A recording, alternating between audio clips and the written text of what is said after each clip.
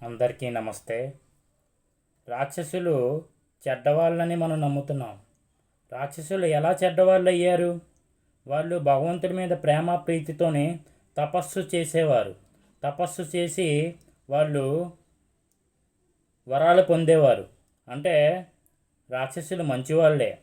ఎటు చెడ్డవాళ్ళు ఎవరంటే ఈ లోకంలో ఉన్న మనుషులు, కొంతమంది మనుషులు. అది ఎలాగో చెప్పమంటారా? కొంతమంది మనుషులకి భగవంతుడి మీద ప్రేమ ఉండదు, నటిస్తూ ఉంటారు అంతే. ఒక యజమానికి విశ్వాసం చూపించకపోతే ఆ కుక్కను యజమాని ఎందుకు పెంచుకోవాలి? పక్కింటి వాడి మీద ప్రేమ చూపిస్తే ఎలాగా? భారతదేశం ముక్కలవడానికి నెహ్రూ, గాంధీ కారణం కాదు, మనుషులైన మీరే. అది ఎలాగో చెప్పమంటారా? ఒక 10 మంది అన్యమతాల వాళ్ళు మతం మారమని హింసిస్తే మీరు మతం మారాల్సిన అవసరం ఏంటి?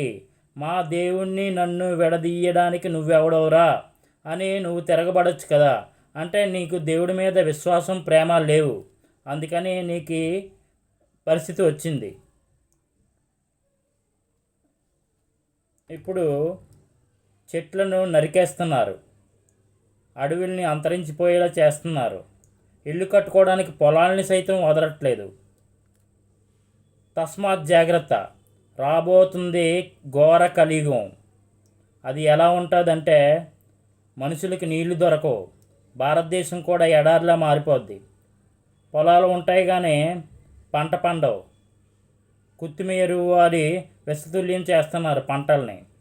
కాబట్టి ఎక్కడైనా ధర్మబద్ధంగా నడుచుకోండి. ధర్మబద్ధంగా నడుచుకునే వాళ్ళు తక్కువైతే ఈ భూమి అంతరించిపోవడానికి కారణం అవుతుంది. అది ఇకనైనా భగవంతుడి మీద ప్రేమ, విశ్వాసం కలిగి ధర్మబద్ధంగా నడుచుకోండి. తస్మాత్ జాగ్రత్త. ఎందుకంటే అది మీకే మంచిది కాదు.